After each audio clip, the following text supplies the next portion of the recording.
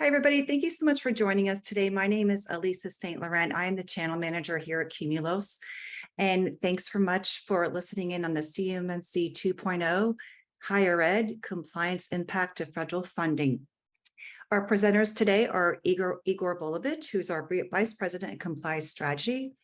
And we have Kimberly Lawrence, who's our Customer Success Mastermind. And she's also a professor at Southern New Hampshire University.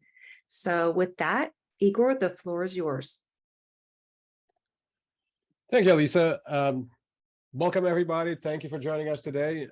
Today's topic is, of course, CMMC 2.0 and how it affects higher ed and potential compliance impact to federal funding, something you probably have heard about, but we're going to get into it today in a big way. And of course, Kimberly is with us, so I'll let Kimberly do her own intros. Kimberly, go ahead.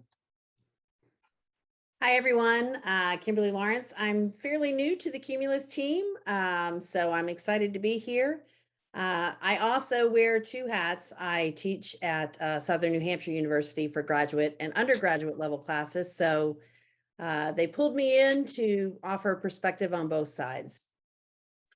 Awesome. Well, we're very happy you're with us at Qmulos, and we're very happy that you're here with us on this webinar. So without further ado, let us jump into the content. So what we'll be talking about today is, of course, a little bit about Qmulos, who we are, where we come from, how we come at this compliance problem philosophically and strategically, and how we built a platform to really help you harness and unlock the data that's already in your environment for the purpose of compliance, but also actual true risk management, which is really the entire purpose of compliance in the end. But we've kind of drifted away from that original idea. So we'll talk about how to get back to this original idea of compliance, that it actually can be used for proactive risk management and bring you into the same time scale that you expect from your security operations. What's coming down the pike from CMMC 2.0, what generally affects the state of compliance programs, some of the typical compliance pain points that folks suffer from, and how you improve the compliance experience, and this idea of what we call compliance experience design, which is kind of a novel concept. A lot of folks are unfamiliar with it, and this is something that, again, we at Qmulos have been thinking about very hard for a long time. And how does that help streamline CMMC 2.0 compliance and really any kind of compliance that you have to do, and adding security value by doing it the way that we're thinking about it. And then, of course, we'll talk about kind of the roadmap of how do you get to converged continuous compliance? What does it mean to be a converged continuously compliant environment? And what is the value for that? So let's talk about the company. We've been around over 10 years. We were founded by a former DHS executive and actually a former Army helicopter pilot. And we're a veteran-led, TS facility cleared company. We've got over 95% of our staff are cleared. We're based primarily around Northern Virginia. Historically, that's where a lot of the talent came from. And a lot of our folks are military veterans. A lot of them come from the government services. They wear a lot of hats, kind of like Kimberly does. And so we're involved in this industry. We've been involved in this industry for a very long time. And our experience with compliance, with security, and working in complex enterprise environments has informed the way that we approach this problem. We didn't want to create just another solution. We didn't want to be another vendor on the market. And with the recent investments in the cybersecurity space, the vendor community is over 6,500 strong, and there's a lot of tools masquerading as companies, a lot of features masquerading as platforms. We really wanted to take a different look at the entire problem set and say, well, what is the real problem with compliance? And that's what we built this company around over the last 10 years. Our products are Q Compliance and Q Audit. Q Compliance, of course, as the name says, is built around compliance. Q Audit is really more about insider threat management especially for intelligence community customers. And that's where ICS Standard 527 comes into play, the one that was created after the unfortunate Edward Snowden incident. So looking for insider threats, looking for those kinds of activities is something that we help with also. We are a huge Splunk partner, one of the best Splunk partners around, if we were to pat ourselves on the back a little bit, but this is true. We've been around for over 10 years as a premium app on the Splunk platform. We're very closely tied with them in terms of deployment and professional services. We've had those relationships for a very long time. And we rely on Splunk as our data layer. And we can talk about that a little more in the presentation. Our customers, vast and diverse, lots of Fortune 1000, federal, civilian, DoD, Intel community. We play at really any level, and we can bring value to any program as long as they have this idea that, well, something's wrong with compliance and it could be better. we can definitely help you understand how to get to that next level, to evolve your compliance program, and really derive a lot of value out of it. So let's talk a little bit about why compliance matters more than ever. We're seeing a huge impact on the education space, right? Schools, higher ed, you name it. You know, very recent events from the LA Unified School District. Hackers don't seem to care. They don't seem to find any kind of a.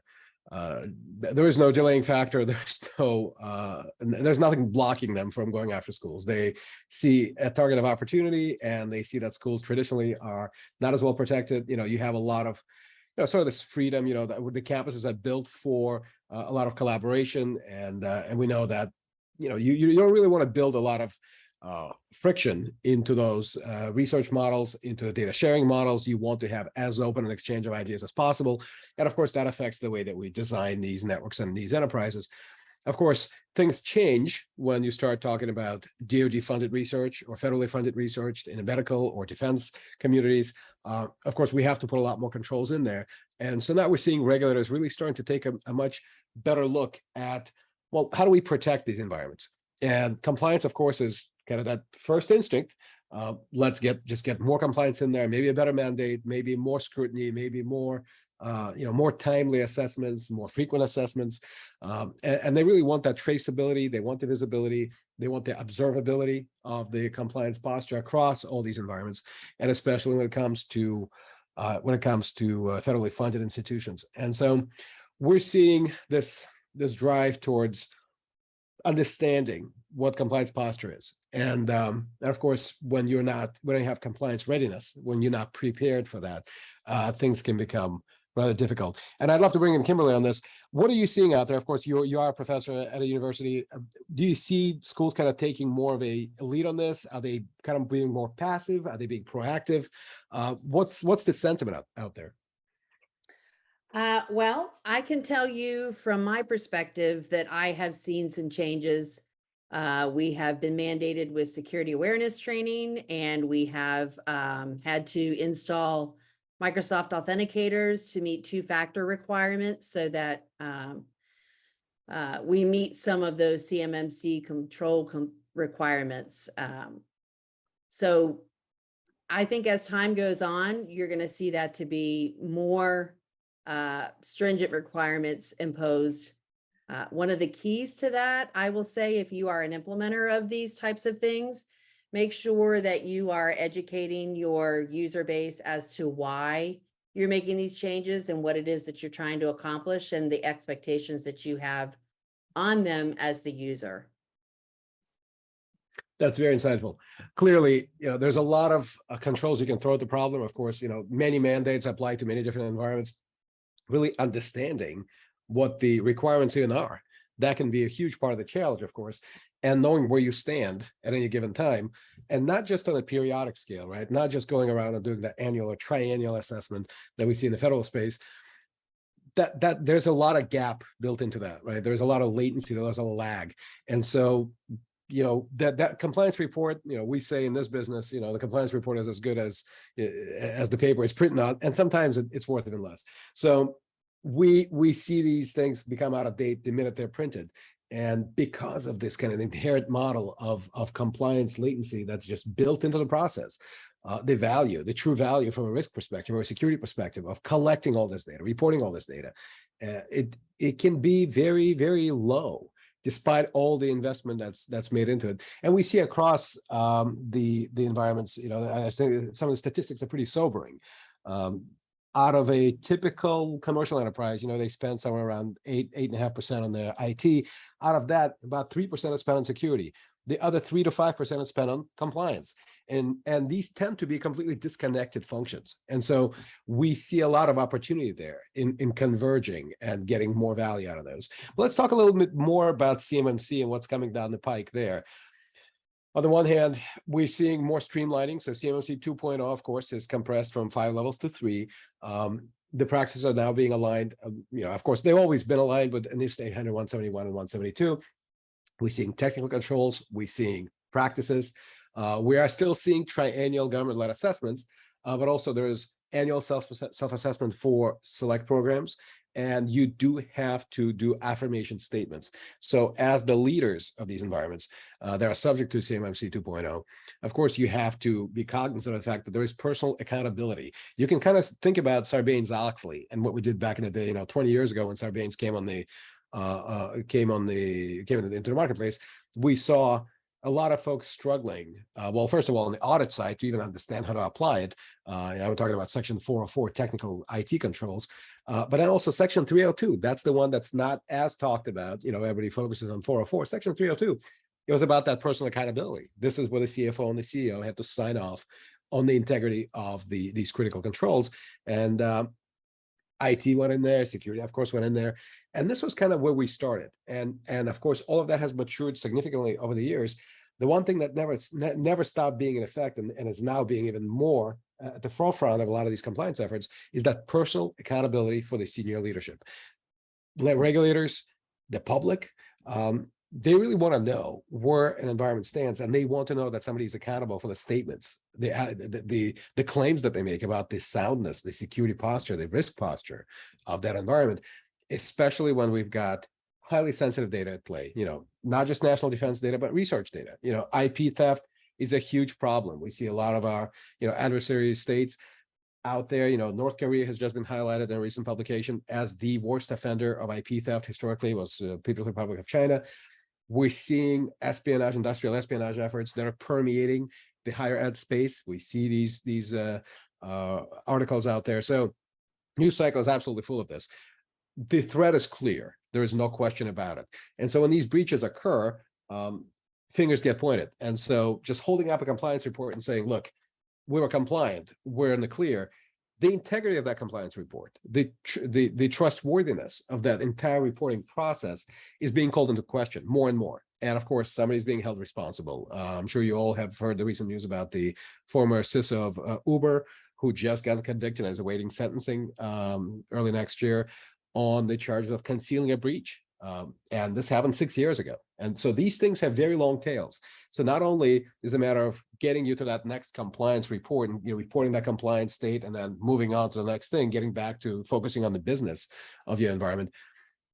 This is an ongoing thing, right? And these issues never go away, right? So you can report it today, and well, as the Uber folks saw 5 years down the line, somebody remembers, right? And somebody is being held accountable. To be more directly speaking about the compliance space, right? The compliance domain. We saw what happened at the Aerodyne rocket jet. So the company, defense contractor, they were reporting compliance on federal contracts. The rockets flew, the engines, got discarded, everything was delivered as promised. The problem is those contracts had cybersecurity controls provisions, what we now would call CMMC 2.0 type provisions. And the company made claims that were not true.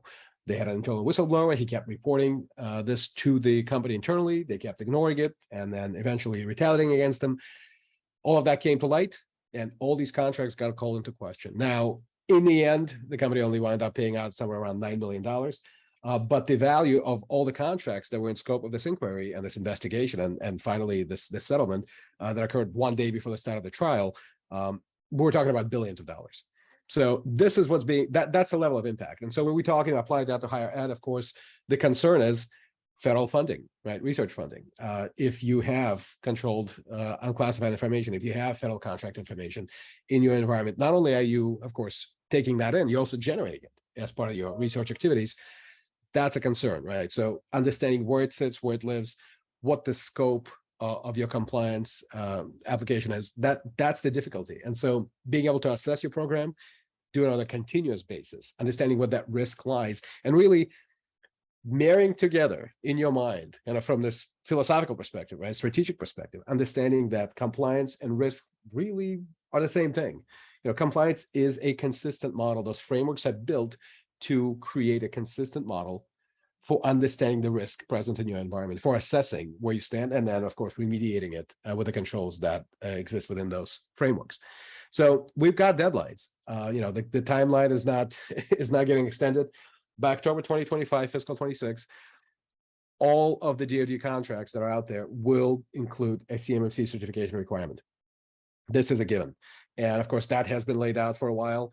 The pace, this is kind of the estimate that we have now. So by fiscal 23, about 250 contracts which is claimed to affect somewhere around 25,000 contractors, and on it goes. So by year 2025, we will have CMMC included in every contract. So how this impacts you, that's a question to be asking right now. Talking to your IT folks, talking to your compliance folks, and also understanding, do you have a recent picture of your compliance posture from any perspective, right? Not just CMMC. You know, of course, a lot of folks kind of took a back seat on CMMC and said, look, let's wait. It's not being defined. You know, level 3 hasn't been defined. Let's wait till it becomes actually DFARS. You know, when it's actually in the law, we'll start taking advantage of this. That's not the way to go. We've talked to a lot of experts. We recently had a fireside chat with one of the big industry experts, Jacob Horn from Summit 7. He's a great friend and partner of ours. The big message that he sees out there, and we see the same thing, is do not wait.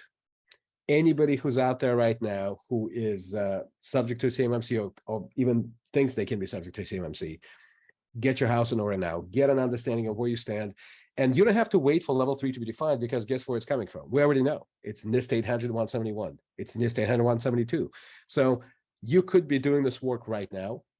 The problem is, and we understand this problem because we built a solution for this problem, is how do you get a hold of all that data? How do you interpret that data from a perspective of those shifting requirements? And so that's the difficulty, and we'd love to talk to you about how we solve for that issue. So I'd like to talk to you about this audience poll. We have an audience poll about compliance experience. So if you don't mind sharing your answer in the chat, we'd love to hear from you. We'd like to understand, take this opportunity to hear from our audience, and really let you guys be heard. And if you don't mind engaging with us, you know, go ahead and unmute your mic, and we'd love to hear from you. We can get interactive about it. How do you describe your overall compliance experience? You know, managing, interacting, supporting the compliance activities, whether you lead them or you are subject to them, whether you're a data caller or a data provider, wherever you fit in this process, we'd like to understand, how do you experience compliance today? Is it a positive experience? Is it a negative experience? Is it neutral? And what could be improved about it? So I'll give you a minute to answer that, and then we'll proceed on.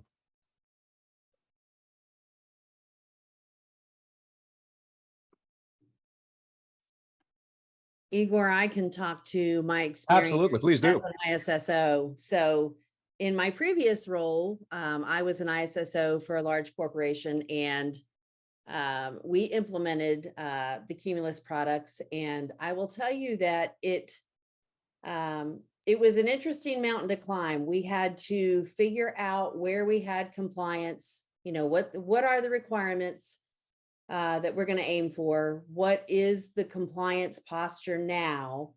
And then where do we need to go from here? And it's not an easy mountain to climb. You've got to really put some plans in place. You've got to figure out, you know, if you do have some gaps, you've got to find the budget money that's going to pay for those gaps if you're not meeting the compliance requirements, because they're not negotiable. So when Igor says start now, that's good advice, because it's probably an 18-month to 24-month. If you've got the funding and you've got smart folks that can get your compliance posture where it needs to be, it takes that long to get there. And then you've, of course, got to have the assessment that gives you that authorization that allows you to keep going and do business with the government. That's great advice, and I appreciate that, Kimberly. Obviously, you've been in the field for a long time, and you've been in higher ed for a while, and so you've seen this firsthand. And of course, you were a consumer of Qmulos products, which is great because you've got the perspective. So what Kimberly said, I can't echo that enough. I think it resonates with me. I think it resonates with a lot of you in the audience. And funding, right? You know, where do you get the funding for this? Turns out there's actually grants for this available today. So you may not even have to pay for it out of your own budget, because the federal government recognizes the fact that, well, we're relying on these institutions to research with us. They're research partners, and we want to continue those relationships. We don't want to jeopardize them. So let's push the funding, the research funding towards research, and then if there is supportive grants that we can put out there. So programs are available, and we can talk about that offline. And definitely, when feel free to contact us after the webinar wraps. We can help you navigate that space as well. So you may not even have to pay for it yourself, but the idea is you definitely have to talk about, well, what is the roadmap towards CMMC compliance, and how do you ensure that you understand where you stand today, you map a roadmap to evolving your compliance posture, and really evolving your compliance program, because these requirements will continue to emerge. That's another important thing to understand. This isn't just about getting to CMMC 2.0 compliance. First of all, once you get there, it's not a snapshot in time type assessment. There is a continuous nature to this thing, right? So not only do you have to know where you stand a month from now, 18 months from now, 24 months from now, you have to have a continuous visibility to these controls. And a lot of the other mandates that we see out there, like Executive Order 14028, that then gave birth to OMB Memorandum M2131, is calling for this continuous monitoring, central collection of logs, visibility to your controls, visibility to the threats, and also the ability to share that with federal agencies and federal law enforcement and the intelligence community. Because we're seeing this massive effort by adversary actors to pilfer IP, infiltrate these environments, and also knowing, I mean, of course they know that these environments are probably less protected than actual DoD space.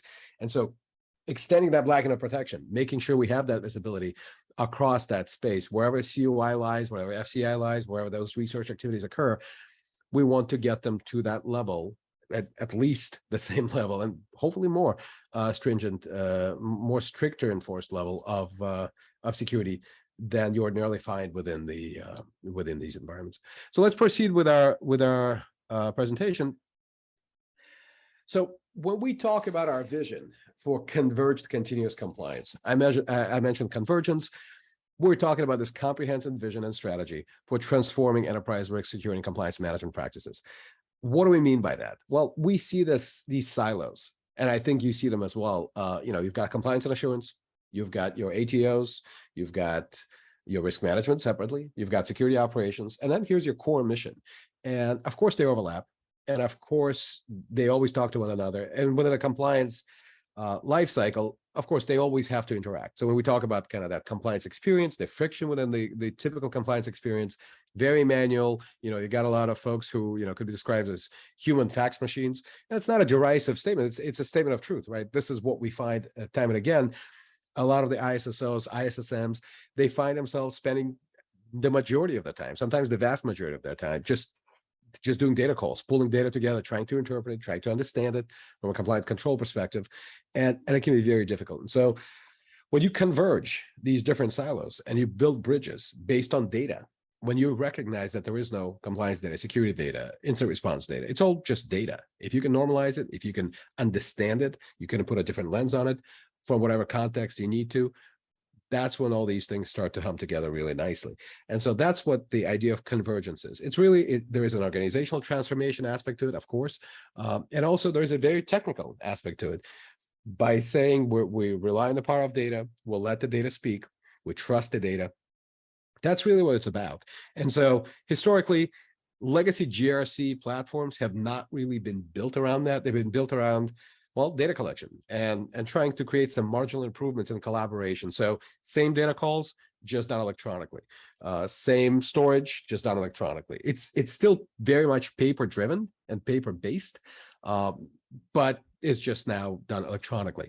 So it's kind of like when we say in the healthcare space, the healthcare industry is the one keeping fax machines alive, right? Because you still are using faxes, even though they're electronic, but you're still using faxes to send patient records around. And so there's a lot of that friction that just remains there because nobody's really had the need to change it, to revolutionize it.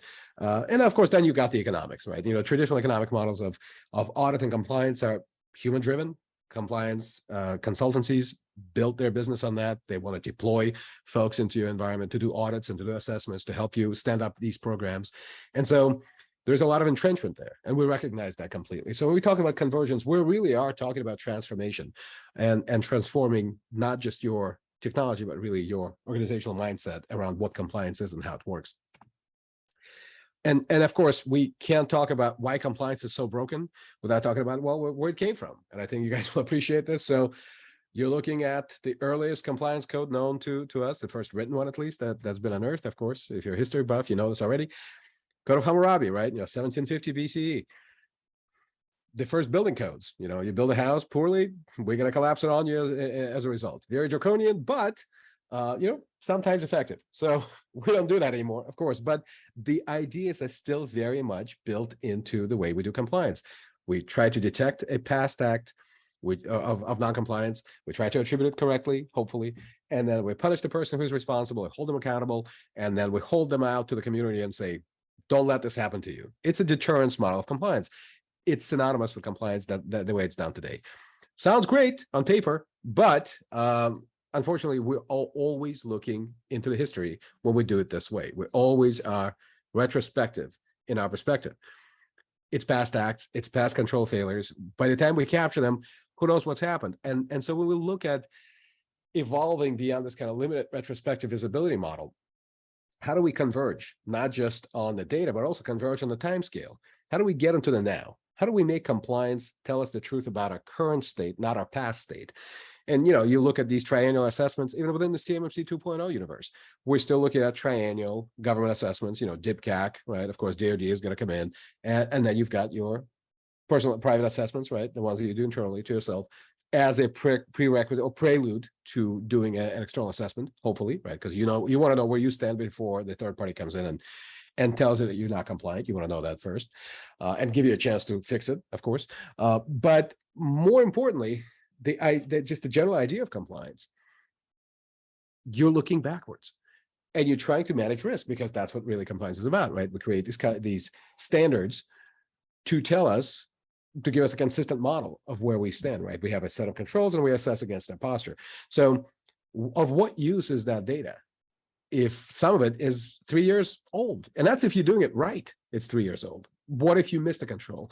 What if the data was stale, or maybe it was mismanaged? Maybe the timestamp was wrong, and you think it's data from 3 years ago, maybe it's from 10 years ago, and you just don't know, right? So there's a lot of this uncertainty built into this model and this inherent compliance lag. So how do you solve for that? How do you bring compliance into the current timescale? That's a big concern. And of course, you got your compliance pain points, right? The control volume, there's a lot of them. Complexity, some of these are hard to interpret. Compliance statements can be very, very difficult, very thick. And when you're not a compliance expert, and a lot of the folks who walk into this field, sometimes they come right straight out of college. They don't have a lot of operational experience. They may not be technical experts. I've stood in cube farms, full of 200 ISSOs, and I looked at the leadership and I said, do you realize this is the gateway to risk? This is where risk is kept at bay. And how do you make consistent statements about anything that's here, right? And how do you make consistent decisions about the state of controls? And the leaders would look at me and go, I never thought of it that way, right? It's just, we process paper and we shuffle it around, and, they say a control is passing, and hopefully the SSM agrees, and then on it goes. I go, so it's a negotiation, right? It's inconsistent. It's a decision point. It's subjective. And so how do you get to objectivity? And it's hard to do when you're relying on these very manual models. So control validation, of course, hard. A lot of manual overhead. We know that that's built in. And we already talked a little bit about the validation frequency. If you can only look at that particular control once every 3 years, well, that's just not good enough, because, well, we all know that hackers don't care about checkboxes. They don't care about compliance reports. They care about the here and now. So why are we looking 3 years backwards when the bad guys are exploiting the holes that exist today, right? And let's make no mistake. This isn't a conversation about vulnerability management, but this is very much a conversation about risk management. So when we look at a failed control, and it's not just a non-compliance event, it's a risk exposure. And these need to be understood from that perspective. They're completely synonymous. So when somebody says we've got an exploitable bug, it's a vulnerability management issue, but from a risk perspective, right? Where it fits, what part of your environment exposes, it's a risk concern. And when you expose it through compliance, it's the same thing. It's not something you need to worry about 3 months from now. It's something you need to worry about now. So how do you expose it? Well, that's the tough part. So legacy GRC tools, we talked about that. Not built to do this. They're really built to be your central repository for your artifacts, and some data, but most of it is just manually generated, not necessarily brought in on an automated basis. So again, something that we're looking to solve for.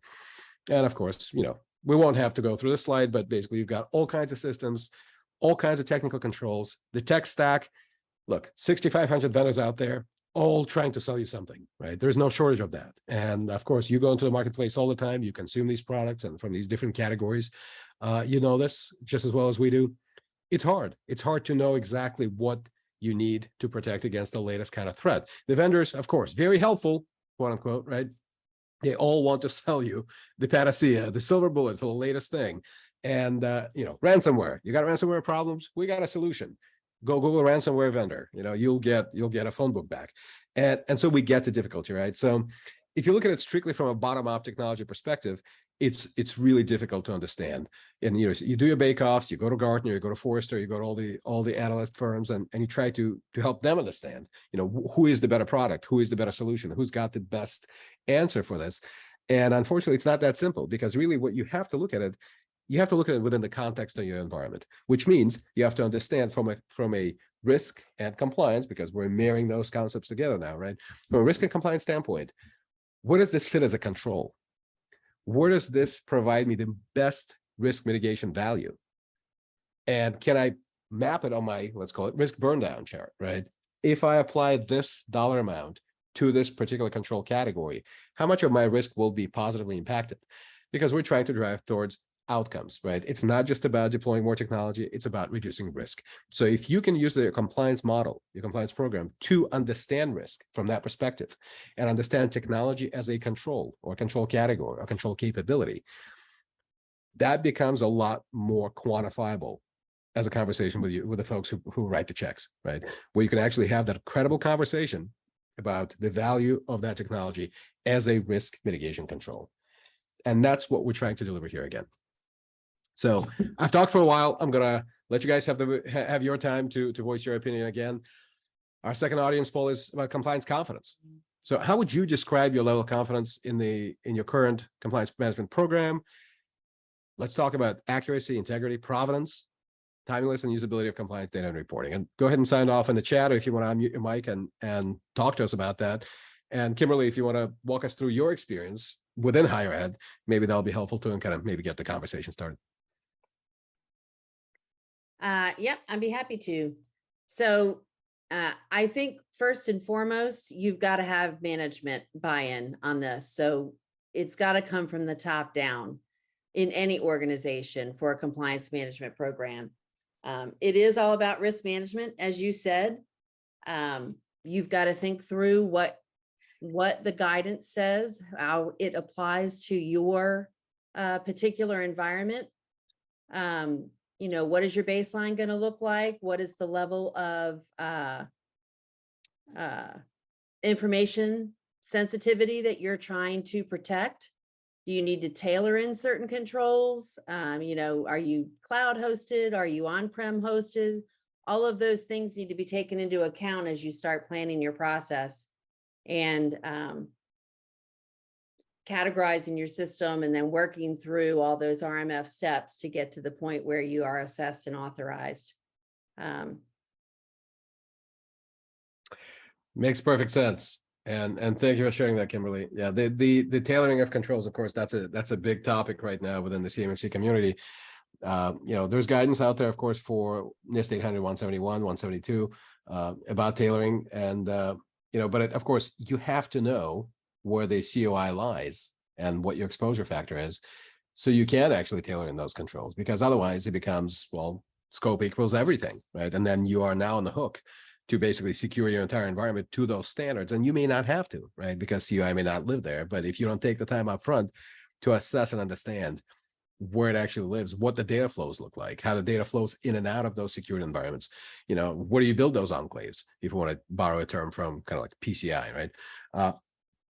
If you don't understand that, then you suddenly find yourself at maybe 5 times, 10 times, who knows, 20x the scope that you thought you were on the hook for. And well, how do you fund that, right? So you don't want to be surprised when CMMC comes to town, and now you get that, even internal assessment, and you come to find out, well, I've got all these controls that I don't have in place. I mean, I need them and I don't have them, and now my standing is impacted, and I cannot hold COI anymore. So, well, there goes that research project, and good luck getting the extension. I mean, the regime, the kind of the climate that we're hearing about from folks in the CMMC community is, well, first of all, the POAMs, the indefinite POAMs, that's going away, right? So you can't just, hope for the best and say, well, we couldn't get there, we need to extend the POAM timeline, give us more time to mitigate. That's just not how it's going to work anymore. You're not going to be allowed to just carry that risk on the books because, well, it's not yours to carry, right? The risk is actually to the DoD. The risk is to the national security data. And if you're doing that kind of sensitive research, or if there's medical data being exposed, if you're doing medical research on behalf of DoD, these are the kinds of things you got to think about. The risk is not ultimately yours to accept. The data is not yours. Even if you are creating that data as part of your research, which you are, the actual owner of the risk is the DoD. And so they get to set the pace. They get to tell you exactly what they will accept and what they won't. And so again, more scrutiny, more traceability, more visibility to what the risk posture is. And also you got to start closing off all those gaps. And that's what it's going to be about. So confidence in your ability to deliver against those goals is absolutely critical. And so that's why we talk about compliance confidence in so much detail. So thank you for your input, Kimberly. Of course, very useful. So evolution of compliance, we already talked about this, but this is kind of the slide that brings it all together. Enterprises continue to treat security and compliance as separate functions, right? We talked about silos. We're trying to build bridges between those different towers and stovepipes. So, we have that quote from CISA, which I think is great. We face threats at machine speed and adversaries unbounded by bureaucracy. So again, hackers don't care about checkboxes. They don't care which department this risk lives in, right? IT didn't care about what security said. Security didn't talk to compliance.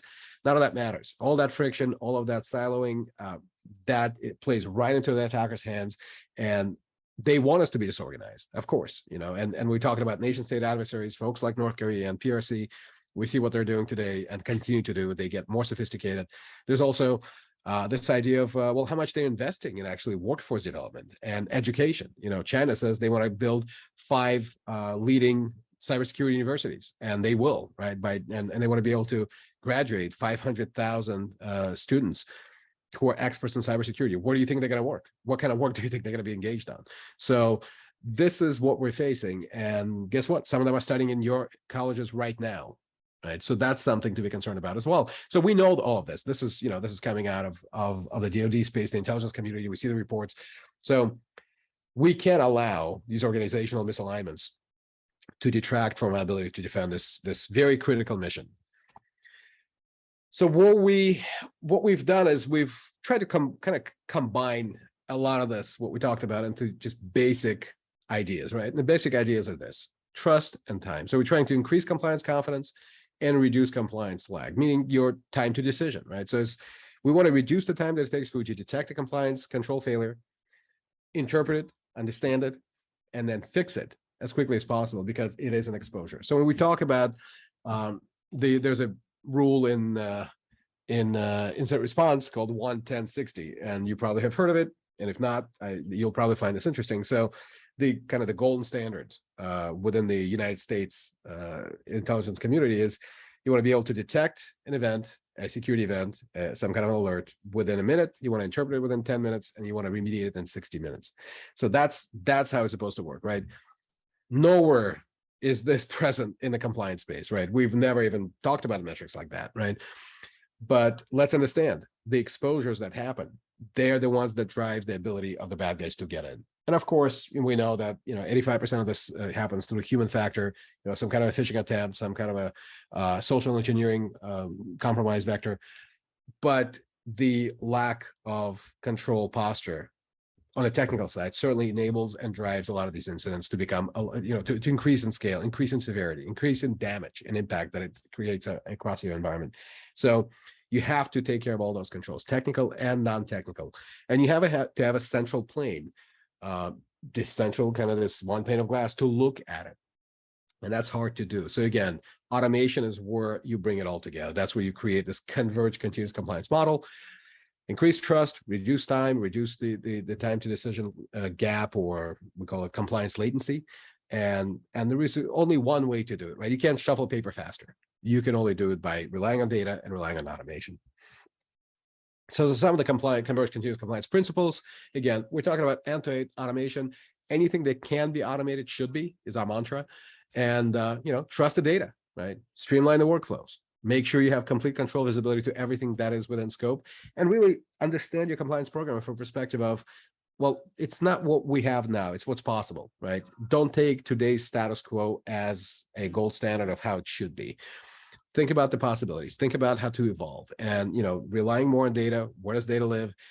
Be opportunistic about it. That's another way to think about it is, I have all these technical investments. I already have these technical controls in place. I may not be recognizing those controls from this particular framework perspective because I don't have the means to do that. It's very manual. I have to have an analyst who's an expert in technology and compliance. You're going to interpret these statements, do it at scale. Very hard, right? And of course, the environments shift all the time, especially now we spend so much of our investments in the cloud. Things seem to get easier there, but then you still have all these hybrid environments, data transfers between them. Controls don't look the same. The control plane on the cloud side and control plane on your on-prem side, of course, completely different. And so you may gain some efficiency in the cloud, but you also gain complexity because now you have to have a different skill set. So all of that creates, again, more friction, more complexity, and it impacts your ability to make risk-driven decisions. So our mantra is, again, automate what's possible, trust the data, rely on the technical evidence to the degree possible. Think of every source, anything with a heartbeat, anything with an IP address is a source of telemetry. It can probably tell you some kind of a story about your compliance posture and also your risk posture. And it can probably be an investment you can leverage again. So it's an additional ROI. Instead of investing just into your compliance program, you could probably leverage existing investments within your IT, your security, your incident response. A lot of that tech stack, as we showed on the previous couple of slides, it's already there, right? You're probably invested in these categories already, and you're probably in a compliant state across some of them, probably a lot of them. Again, it's about assessing where you stand and being able to report it and doing it continuously. So we're all about creating a frictionless compliance experience. And you've heard me say this again before, compliance experience design. This is what really drove us and continues to drive us in developing the kind of platform that really anybody can use. You don't have to be a compliance expert. You don't have to be a firewall expert. The tech stack is hard enough to do. And typically the folks who like to play with that kind of technology, security folks, they don't like to do compliance. And God knows I'm an example of it. I used to be a CISO of Schneider Electric, right? We want to go deal with OT and IT and secure nuclear reactors in Shenzhen and, fly up to Pennsylvania and talk to Nestle about their candy bar conveyors and how to secure those. That's a lot of fun to do. And then full stop. Now we got to do compliance. Very hard, different skill set and really different mindset, right? So we want to be able to marry those skill sets together. We want to be able to extract value out of as low a skill set as possible to the maximum degree possible. So even if you have somebody very junior, they can still be operating these models and giving you real security value, a real risk value out of your compliance program. And so if you do it this way, if you converge, you remove friction, you rely on data, and you make it very easy to use, very presentable, very navigable, and the user experience drives that lack of friction, that's exactly what we're about. And so what you're looking here is an example of what the platform looks like, and we can definitely get into more of a detail with demos. And if you guys want to see more about it, we're certainly very happy to talk about that. But this is really how we express this philosophy of this frictionless compliance experience, converged compliance, continuous compliance. And of course, what you're looking there is it's not canned. Like, this is live data from a real test environment, data going through it, and it comes alive, right? So you don't have to be a Splunk expert. You don't have to be a data analyst. You don't have to be a data scientist, a statistician, a risk modeler. You don't have to be any of those things. You can just, if you can operate a browser, you can operate this. So talking about CMMC compliance conference, of course, we talked about, Sarbanes-Oxley 302, the annual affirmations by the executive leadership. That's absolutely real. That's built in. Poems and waivers, hard to get. You have to commit to a timeline when you get it. If you discover a poem, you create a poem, or you ask for a waiver when you discover a non-compliance event in your environment, those are not going to be just handed out. You're going to have to commit to a specific timeline for remediation, and that's just not something that folks are used to. They've been used to just carrying these risks in the books for a while. They've never thought of it that way. It's just, well, we have a non-compliance problem, and it's going to take us some time to fix it. Just not being accepted anymore, right? Again, we talked about increased transparency and scrutiny, and you also have to be cognizant of your third-party assessment ecosystem, your third-party vendor ecosystem. They're all in scope, right? So all the downstream, all the upstream, everybody who's in the supply chain, wherever this data passes through, you're on the hook, and you are responsible for the folks that you hand that data to. So all of that you have to be aware of. The data flows absolutely got to be mapped, and you can't really hide behind that complexity. The plausible deniability, with the personal accountability coming into the forefront, really not an option. So saying, look, this was too complex, we couldn't figure it out, doesn't work. It never really worked, but the DoD is absolutely pulling no punches on this now. And what we're seeing coming out of DC is certainly indicative of the fact that they're taking a much harder look at this, and they're recognizing, especially in the higher ed space and federally funded research facilities, that this is a big exposure. And so they're trying to extend that blanket of protection across the entire ecosystem. So we won't get into the specifics of this diagram. Of course, you can read it for yourself, but the idea is really compliance confidence. It's trustworthiness, right? We're trying to ensure trustworthiness in the entire life cycle, from data collection to the reporting, to the dashboarding, to that final report that gets signed off on by your top leaders. Want to make sure that when their hand hovers over that dotted line, they have complete confidence in the accuracy of the data they're representing. And that's something that's been tough to come by. You know, we've talked to a lot of folks in the past where they say, well, you know, I sign off on these things, but I'm just not 100% sure, right? So that's what we're trying to solve for again. So I'll ask you this last poll question, which is compliance automation. How much of your compliance workflow is automated today, including everything from control evidence collection all the way through audit and assessment support? You know, when auditors come to you to ask for that data, you know, if you're a system owner, or if you're an auditor yourself, or if you run that function within your enterprise, is it still very manual? Are you pulling screenshots, or are you just going to a platform like this and just querying it very quickly because your current state is known at any given day? So I'd love to kind of know where you land on that scale. And if you want to unmute your mic and jump into the conversation, we're happy to hear from you. And if you just want to, you know, put it in the chat, that would be great too. So Kimberly, I'll turn it over to you again. What is your experience generally within higher ed? Do you see a lot of automation? Do you see a lot of that compliance workflow being automated, or is it still very manual?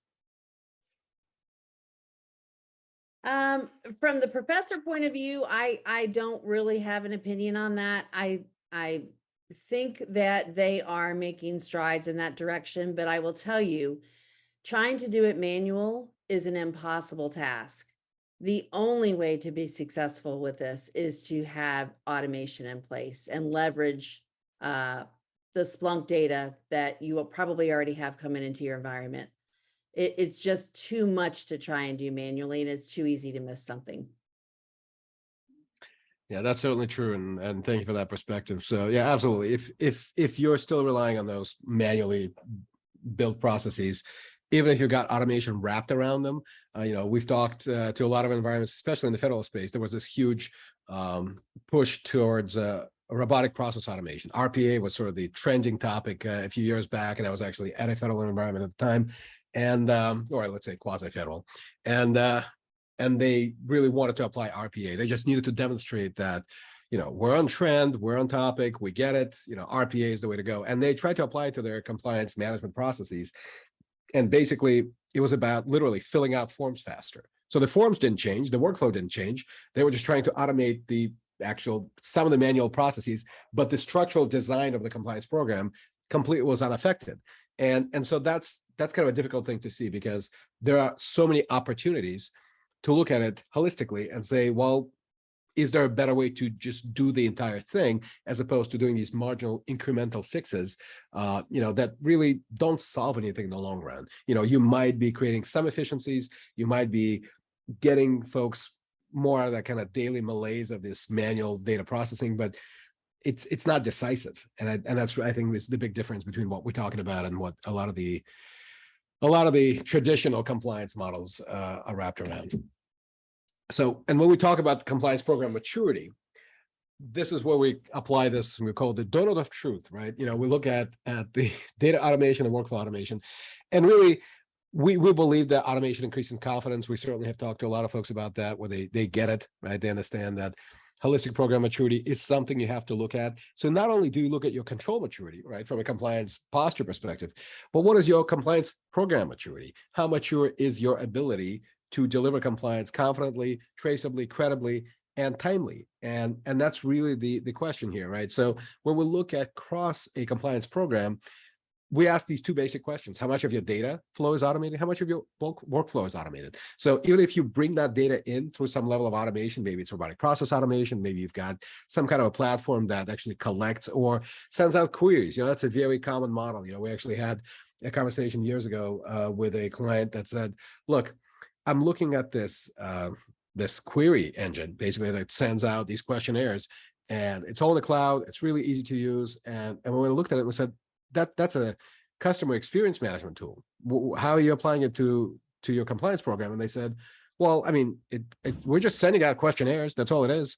And when we realized that is how their entire compliance program ran, they weren't thinking about compliance. They were thinking about just getting through all this data, and they just were trying to check a box. The validity of that data didn't matter. It was not collected from systems. It was definitely subjective and collected from people.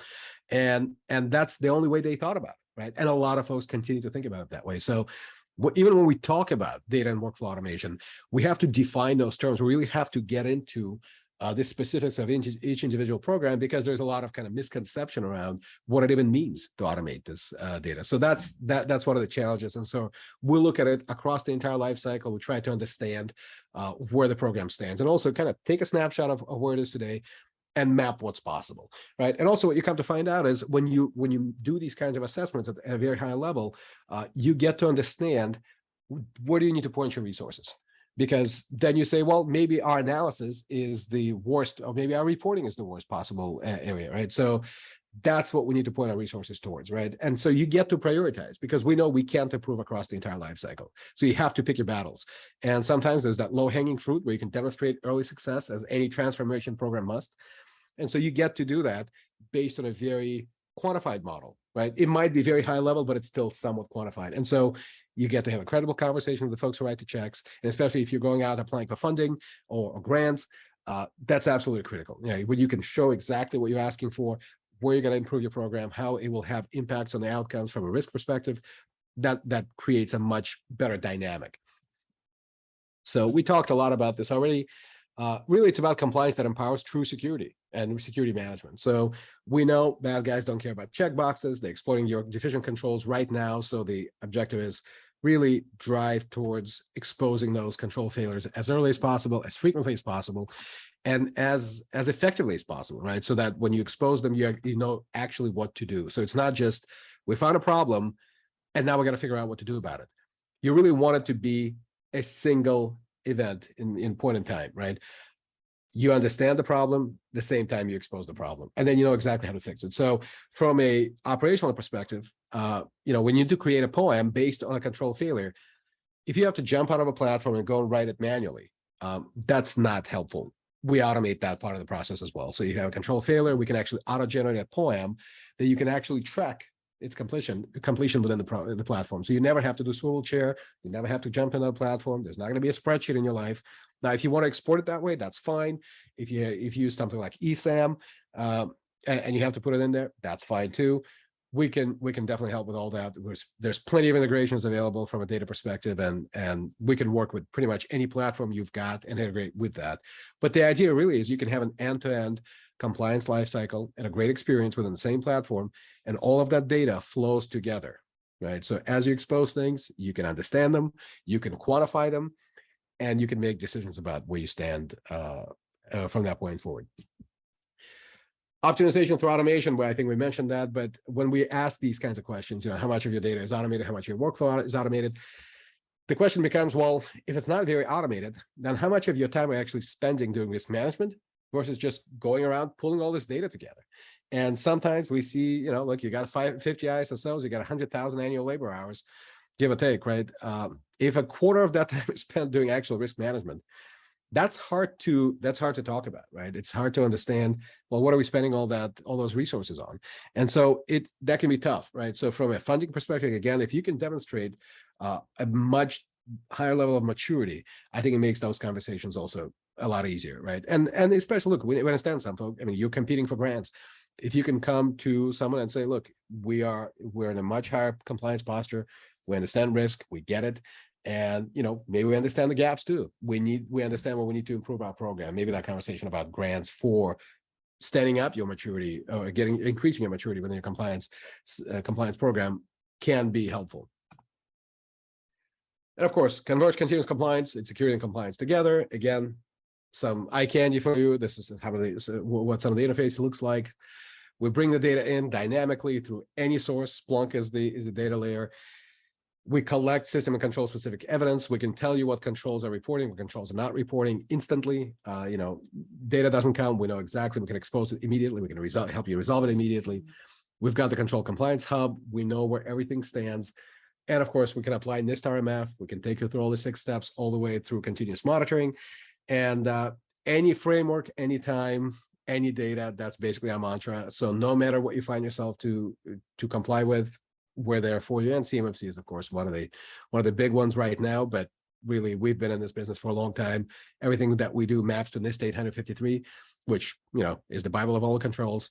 Anything maps to that, and of course, 171 maps to that very tightly. So whatever comes next, getting your program in order, and maybe CMMC is the impetus. That's how you drive it forward. But really understanding that a lot of these things overlap.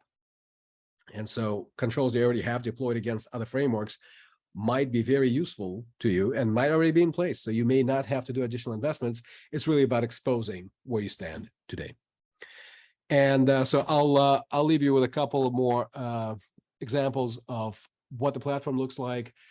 Again, this is not just another solution. It is a macro capability that lets you understand the rest of your tech stack, the rest of your solutions from a risk perspective. It lets you quantify them. It also lets you understand trends. And so as you apply investments within your IT infrastructure to your environment, technical controls can be interpreted from a risk value perspective, and that's critical. And so being able to report that, being able to understand that with credibility, where it's not a subjective opinion, but it's really fact and it's borne out by data, that's really critical. And that's something that's decisive as a leadership capability.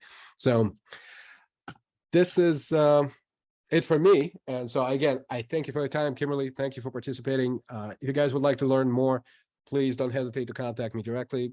I'm available on LinkedIn, and I'd love to talk to you some more. Of course, our sales team would love to hear from you as well. If you'd like to see a demo, we're there for you. And the mission of higher ed, of course, couldn't be more important now, and also couldn't be more threatened.